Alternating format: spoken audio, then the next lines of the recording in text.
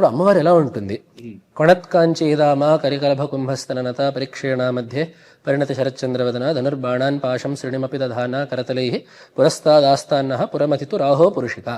ఇది అమ్మవారు మనం కళ్ళు మూసుకుని లలితా త్రిపుర సుందరి ఎలా ఉంటుంది అనుకుంటే అది ఈ రూపం. ఇక్కడ కూడా మీరు చూడండి, చివరిలో అమ్మవారు అని చెప్పి అనలేదు, పురమతితు ఆహో పురుషిక అంటే పరమేశ్వరుడు యొక్క అహంకార స్వరూపిణి.